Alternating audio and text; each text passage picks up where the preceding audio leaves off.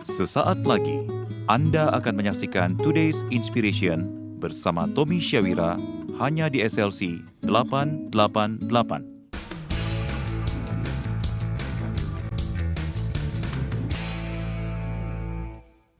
Halo pemirsa yang luar biasa, saya akan bahas ucapan dari Napoleon Hill yang berkata, "Imagination rules the world," yang artinya imajinasi menguasai dunia.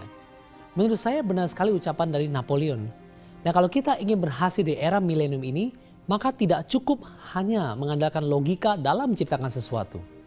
Kita semua mengetahui bahwa kemajuan dunia sudah sedemikian pesatnya dan manusia bahkan sudah dapat berjalan di bulan dan mungkin tidak lama lagi manusia akan terbang ke planet Mars. Kita perlu menggunakan imajinasi untuk menghasilkan sesuatu yang besar.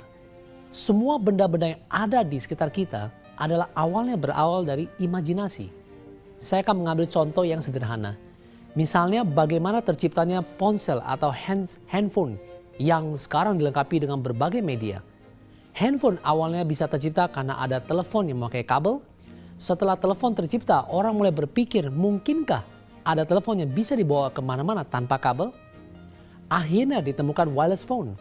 Setelah wireless phone, orang mulai berpikir mungkin nggak ada telepon yang bisa dibawa kemana-mana, dan akhirnya terpikirlah mobile phone atau dalam bahasa kita HP misalnya. Setelah HP, orang mulai berimajinasi, mungkin nggak telepon ada sekalian kameranya.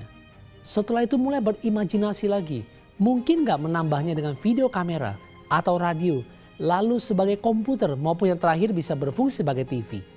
Semua ini bisa terjadi karena manusia berani berimajinasi.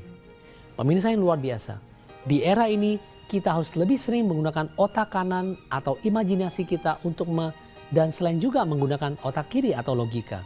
Start using imagination muscle to create something great. Mulailah menggunakan otot imajinasi Anda untuk menciptakan sesuatu yang luar biasa. Pemikir besar dunia Albert Einstein menggunakan otak kanannya lebih banyak dalam menciptakan penemuannya. Salah satu pertanyaan imajinasi yang akhirnya mengilhami teori relativitas yaitu, apa yang akan terjadi kalau ada benda yang bergerak melebihi kecepatan cahaya?